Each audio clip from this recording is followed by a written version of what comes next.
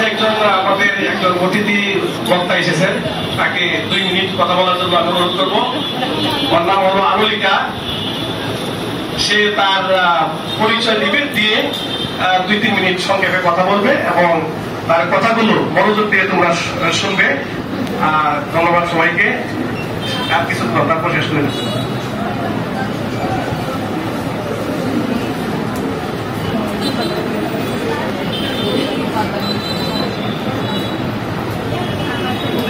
ধন্যবাদ খায়রুজ্জামান স্যারকে। আমাকে এই কলেজের প্রাক্তন শিক্ষার্থী ছিলাম। 2010 সালে আমি মানবিক বিভাগ থেকে ইন্টারমিডিয়েট পাস করি।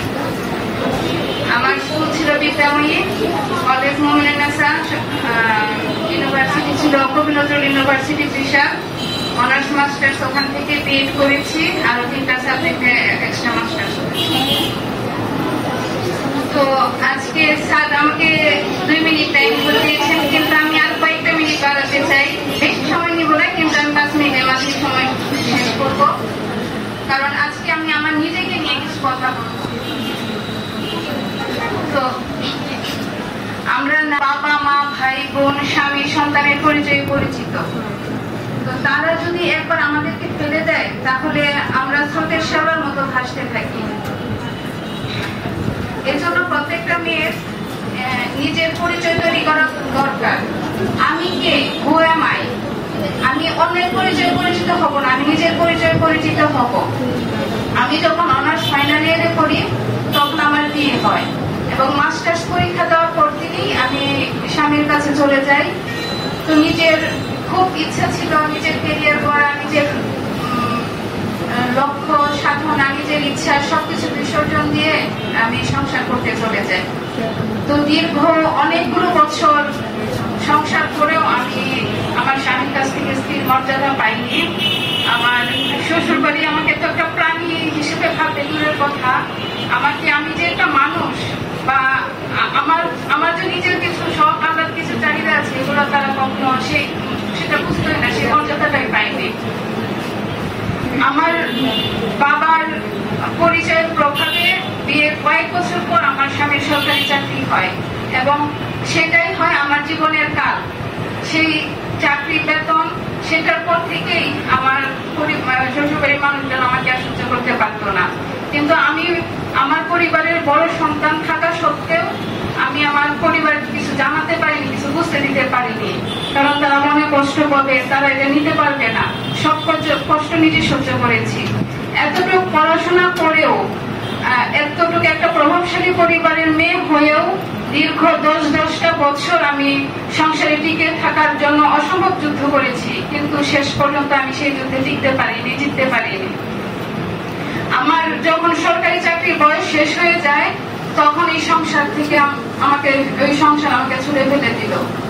দীর্ঘ 10-12টা বছর আমি গান বাজনা পড়াশোনা সবকিছু থেকে বিরত ছিলাম। সেই দীর্ঘ এতগুলো বছর পর আবার নতুন করে অসম্ভব মনের কষ্ট, যন্ত্রণা, মানুষের তিক্ততা, মানুষের বিভিন্ন রকমের কুকথা, বিভিন্ন কিছু সহ্য করে আমাকে আবার ঘুরে দাঁড়াইতে হয়েছে। আবার কষ্ট করে সেই একটু একটু করে পড়াশোনা করে একদিক দিয়ে চোখের জল পড়ছে, আরেক দিক দিয়ে পড়াশোনা করছি। তো আমার এটাই সবচেয়ে বলার থাকবে যে একটা মেয়ের পরিচয় শুধু তার বিয়ে হয়ে গেল, স্বামীর কি পরিচয় আছে, কয়টা বাচ্চা হয়ে গেল, সেটাই তা নির্ভর না। সে নিজের পায়ে সৎভাবে কিভাবে ইনকাম করতে পারবে, এটা হচ্ছে একটা মেয়ের জীবনের সবচেয়ে বড় দরকার। তার সবচেয়ে পরিচয় হচ্ছে আমি কি করতে পারলাম। আমাকে মারার জন্য আমার স্বামী এবং আমার শ্বশুর বাড়ির মানুষরা কম চেষ্টা করে নাই। আমি বারবার মরতে মরতে হসপিটালে কয়েকবার ভর্তি হয়ে থাকার পরেও সৃষ্টিকর্তার পরম করুণায় আমি বারবারই বেঁচে গেছি এবং আজকে এখানে এসে দাঁড়িয়েছি। এবং সৃষ্টিকর্তার অশেষ রহমতে এই জীবনের এই শেষ পর্যায়ে এসে আজকে আমি নিবন্ধনে টিকেছি হাই স্কুলের চারুকলার। আমি একটা গানের স্কুলে গান শিখাই, আমার অনার্স মাস্টার সঙ্গীতের উপরে, কিন্তু এটাতে কর্মক্ষেত্র নাই কোর্স করি, হিন্দু ধর্ম শিক্ষার উপর একটা ডিপ্লোমা কোর্স করি, যে কিছু একটা করতে হবে। তো এখন আমরা পোস্টিং দিয়েছি তারাকান্দা, এটা আমার ফার্স্ট চয়েস ছিল। এবং আমি সারা বাংলাদেশে 231তম হয়েছি।